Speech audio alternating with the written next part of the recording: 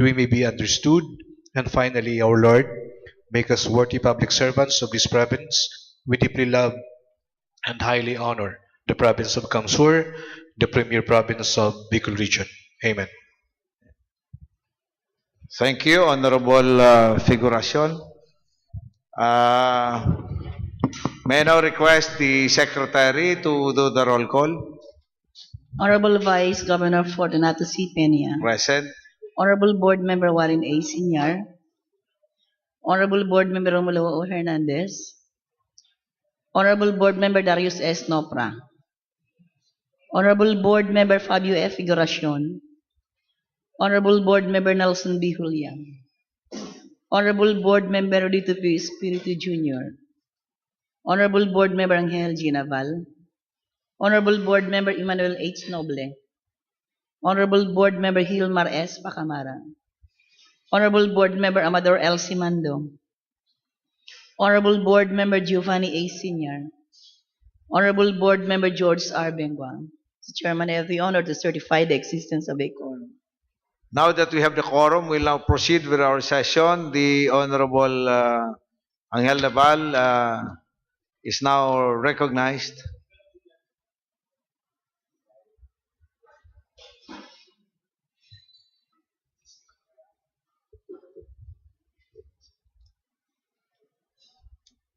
Thank you, Mr. The agenda. The Honorable Simando, I think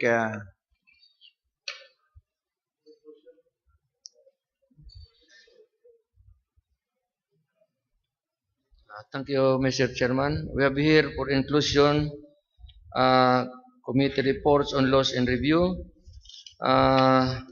consisting of one item, an ordinance declaring and observing the month of April of every year as Ocampo Youth Month, for providing programs and activities in appropriating funds thereof.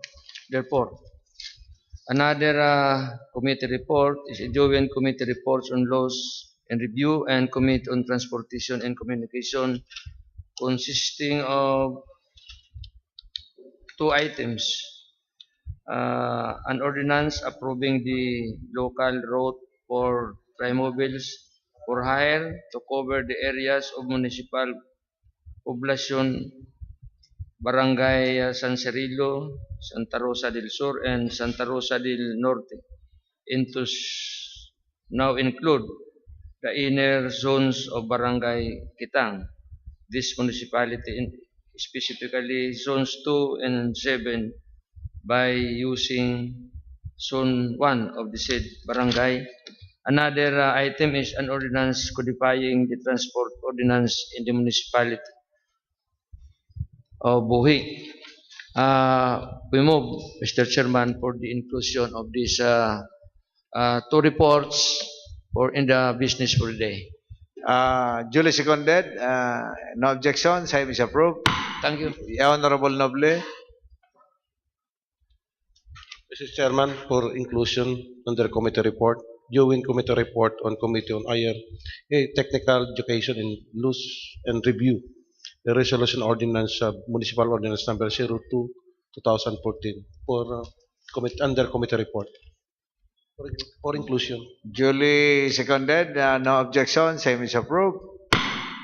Any other inclusions? So, Mr. Chairman, if there will be no more inclusion in our agenda, I move for the approval of the agenda as amended. Any second? Duly seconded by the Honorable Bengua and Honorable Julia. The agenda for today as amended is hereby approved. Review of municipal and city resolutions and ordinances. We have two items under F4, Mr. Chairman. I move that this be referred to appropriate committees as marked. So the two items for review are hereby referred to the concerned committees as marked. Calendar of business. G1 committee report. Committee report of Honorable Simando. The Honorable Simando is now recognized.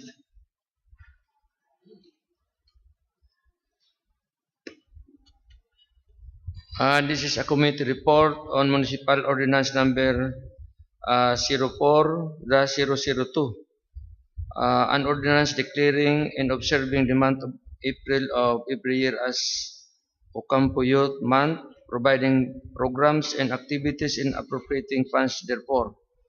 Findings: in order to improve the quality of life of the youth sector and uphold their rights and ensure their promotion of general welfare and social development in nation building, the passage of this ordinance is appropriate and same is in consonance with the provision of Article 11, Section 13 of the 1987 Constitution.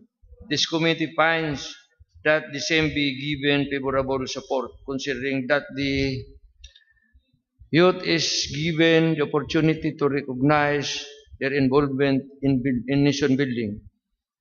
Hence, the ordinance is within the scope and powers vested upon the Sangguniang Bayan of Ocampo, Camarines Sur. This ordinance is hereby declared valid and is recommended for approval. May we move, Mr. Chairman, for the approval of this committee report. Yes, any second? Duly seconded by the Honorable Nopra and Noble. No objection. Same committee report is hereby adopted and approved.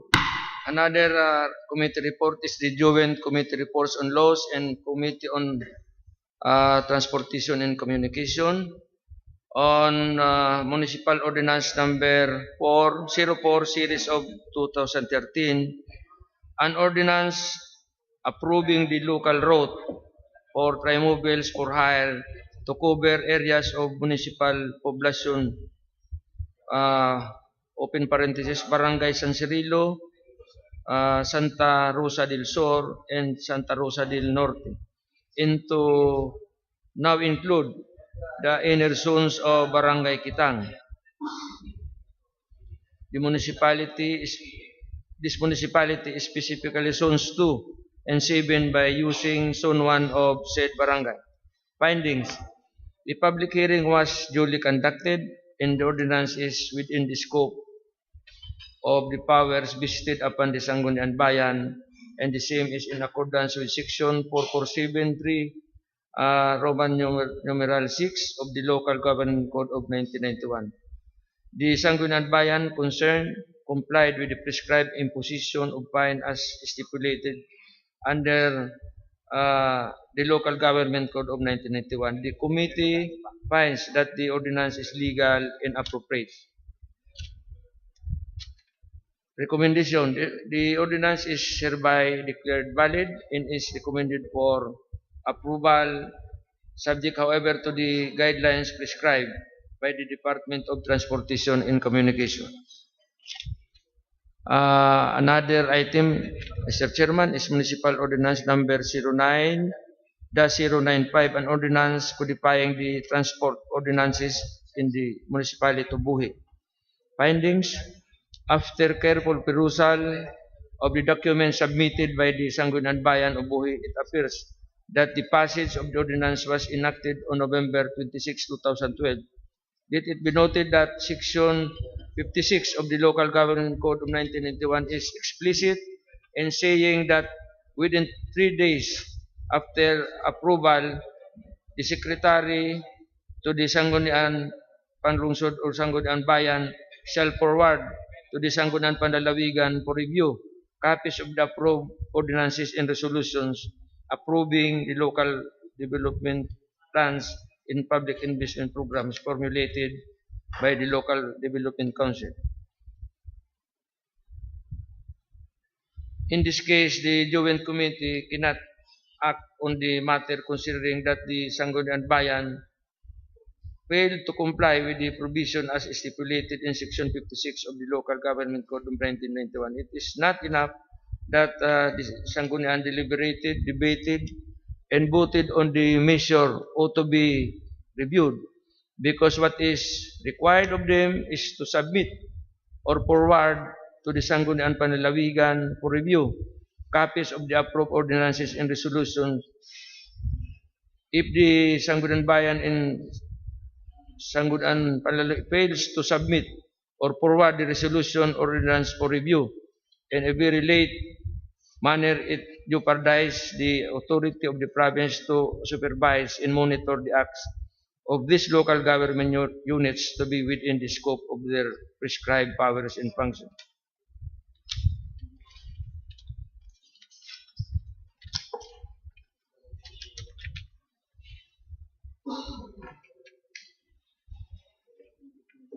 The ordinance, therefore, is hereby declared invalid and is recommended for disapproval without prejudice for its correction and repassing. May I move, Mr. Chairman, that this report be approved. Any second? Duly seconded by the Honorable Naval. Any remarks, objection? The same committee report is hereby approved and adopted. Thank you, Mr. Chairman. Committee report of Honorable Noble. The Honorable Noble is now recognized. Joint committee reports on Committee on Higher and Technical Education and Laws and Review. Municipal Ordinance Number 02, Series of 2014. Subject: an ordinance is institutionalizing tertiary scholarship in the municipality of Pasacao, Camarines Sur, and amending therein Municipal Ordinance Number 007, Series of 2012, otherwise known as Pasacao Tertiary Scholarship Program, and Municipality of Pasacao. Findings: to protect and promote the right of all citizens to qualify education of all level. The passage of this ordinance is appropriate, and the same is in consonant with the provision of Article 14, Section 2, 3 of the 1987 Philippine Constitution, and Section 447, Series of 11 of LGC at 1991.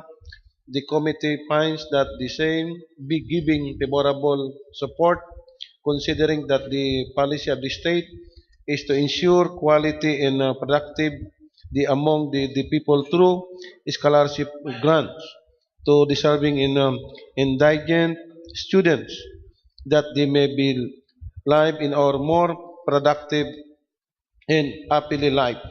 Hence, the ordinance is within the scope and power vested upon the Sangguniang Pangbayan of Pasacao, Camarines Sur.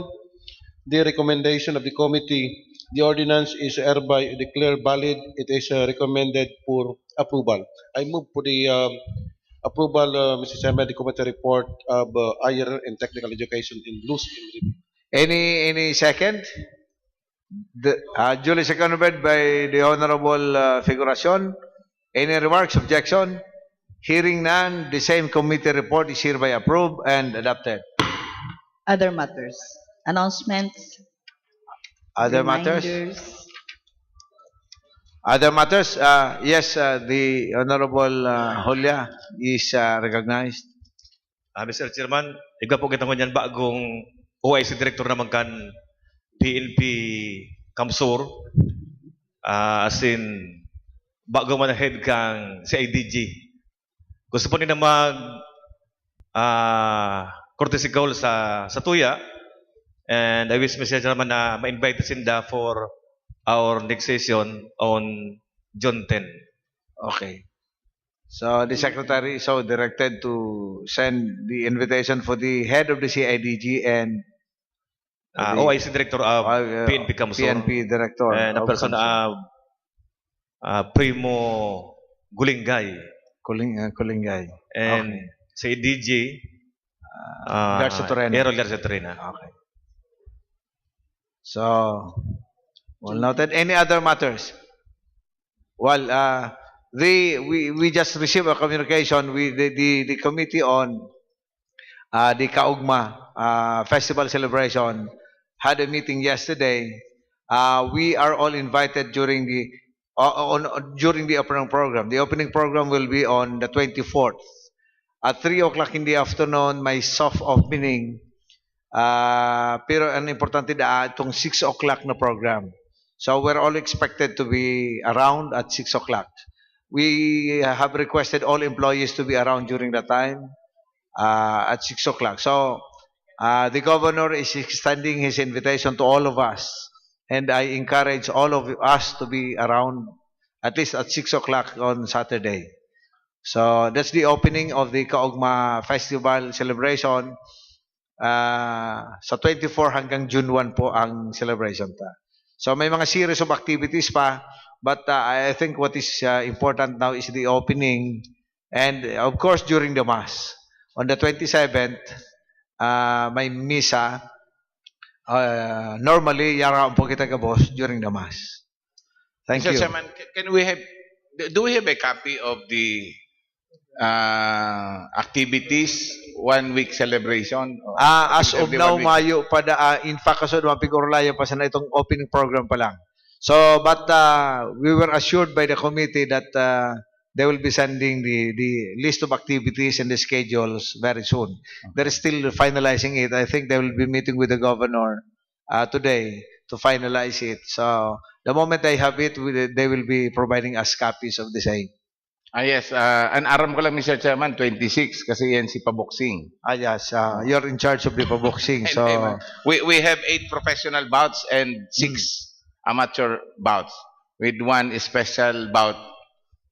and Bading bout. bading bout. So, we have a new ring announcer. Garon ko kay iba. May professional. Kasi whenever it is a professional activity, dapat gabos accredited. So, ma-apply na lang po. And any other matters you'd like to discuss? So, if there will be no more other matter to be discussed, Mr. Chairman, I move to adjourn. We still have one case, administrative case. I think. Ay, saro pa. Ikaw pa palan. Administrative case for appropriate action. I move, Mr. Chairman, that a verified administrative complaint filed against Angie Belmonte Noble, respondent, Municipal Councilor of Gatchitoreña, Camarines Sur, filed by Francisco Ramirez Tria III, complainant for gross misconduct, be referred to the Special Committee on Administrative Cases. So, be it referred to, yes, the Honorable Simando, what's your pleasure? Mr. Chairman, this respondent Angie Belmonte Noble is an ihada of this representation. It would be immoral if I would not declare this fact before this August body. In this regard, Mr. Chairman, I have to manifest my inhibition from sitting in this case as chairman of the Committee on Administrative Cases. Mr. Chairman, may we know the membership of the Special Committee on Administrative Cases? You being the chairman, sisay po mga members? I will check. If I remember, Mr. Chairman, Yes. Naval and Noble. Yes. It seems, Mr. Chairman, if the chairman will inhibit because ihada, I will also inhibit because he's my SK friend, si Angie. Noble is the family name of board member Noble. Ubos and administrative case members. Ubos. So, Paano matoka? Considering that Angie Belmonte Noble is the The husband, husband is my first cousin. Judge Noble. Siya Noble. So we might as well organize. dismiss the case. I will also to manifest to also inhibit to that case. So, yes, the Honorable Nopra, what's your concern? Mr. Chairman, I understand the predicament, especially of Board Member Amador Simando. Tama po, dapat man talaga sabihin niya. Kunya po, nagkagulog itong interest. Si Board Member Naval, karo kasabay ni sa KB, ano pala eh. Tapos si Board Member Noble, kapigay doon man lang, abo mo naman. Mr. Chairman, pwede po magapot. Tungkol sa ano na yung kasong ini, ako po naintindihan ko sa Tony Simando, dahil question, tama ka po. Tungkol po sa anong kasong ini. Kasi may mga taga-media lang din, masabot yan kung ano. Ako May request Pwede the po. secretary to read. This is about the complaint of Francisco Ramirez III III, at the head of the task force Kalikasan, against Angie Belmonte Noble, whose actions in demanding the witness among the in implicating one of alleged provincial government employee in a case against what had happened in Gata, Karamuan. This case is about the Gata Karamuan killing. In Gata, Karamuan. Gata, Karamuan, This is Your Honor. This is something to do with the Gata Karamuan incident. Gata. Gata Karamuan incident. Gata. Bakong Yes, gata. so Gata. Gata. Gata. Ang gata, si ganyan. Gata. Gata. In fact, Mr. Chairman, ang action tapa is just to refer the matter to the committee. Yes. Then later on, maybe the committee can make a stand. They will be inhibiting because of some relationship with either the respondent or the complainant. Although sinabi na ni board member si Mando na at least outright he will be inhibiting. Sinabi ko naman na kay Riba may kaya yan ni board member no doon sa kankam panahon ng KB kami. So iba kami kaya. It so happened an agom ni Kagawad Belmonte si Judge Noble na pinsan ni board member naman. Ang membership ni Sir Chairman Special Committee on Administrative Cases tulo ang chairman si board member si Mando, kami doon member. So sabi ko, mayong tao. But of course, we have to act on it because it is a responsibility for us to act on administrative complaints. Now, later on, siguro if we will manifest, although we officially manifested na dahil kami pwede, then we can act for a special committee only for this purpose. Wow, so why don't on the matter. So why don't we nominate the membership of the special committee now? Considering that the three of you already manifested your intention to inhibit in this case. So